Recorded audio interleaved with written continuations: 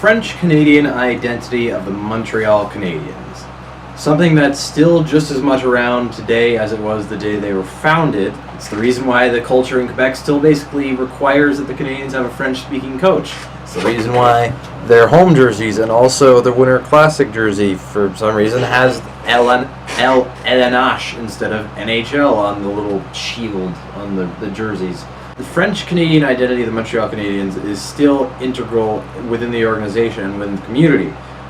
But the days of the Flying Frenchman are pretty far gone at this point. It's been a while since Sam Pollock got rights to have all the Quebec-born players in the draft first. That's been done for a while.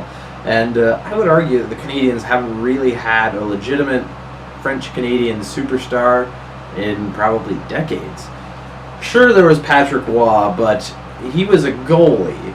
The Habs haven't had somebody to fill in for their Richards and their Beliveau and their Lafleur in a long time. The closest thing I could think of would maybe be Stéphane Richer, but he was never really on that level, and his glory days with the Habs kind of ended in the late 80s to early 90s. So it's been a little while. Like, if you're trying to think of the most notable French-Canadian players to play on the Habs in the last few years, Desharnais is probably the most notable. Then, of course, there's the failed experiment that was Louis LeBlanc, which I'd rather not think about. And, of course, now, the last couple years, we've seen Philippe Deneau gain some more prominence on the team. He's been a solid player, but by no means a superstar. This year, Charles Hudon has made the team, and he's looking like he really could contribute offensively, but still not really that same type of player.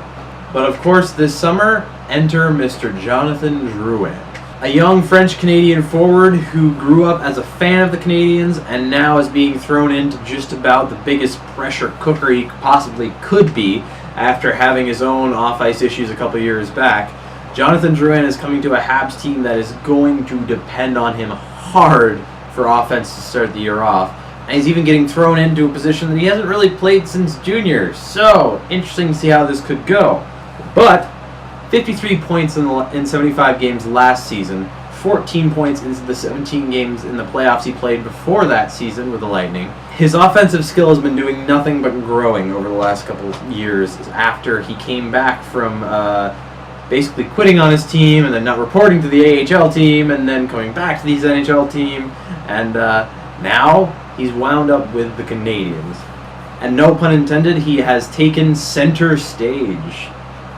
But he's being looked at to play number one center on a team that has not had a true number one center in years. So it'll be very interesting to see if he can actually take over that role.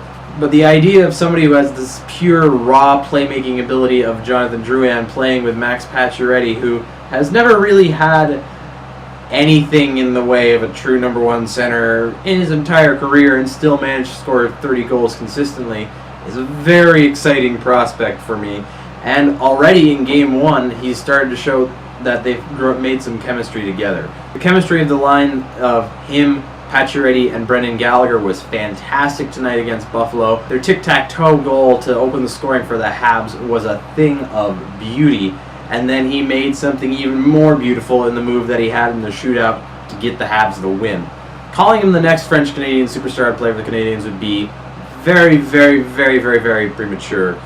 But if he can keep his head about him and continue to build on what he did tonight, I am really excited to see what he could do as the season goes on, because he's been looking solid all preseason, and now in Game 1, he's been looking even more solid. So who knows, if he doesn't buckle under the pressure that is the fishbowl of the Montreal hockey scene, some beautiful things could be in his future this season and beyond.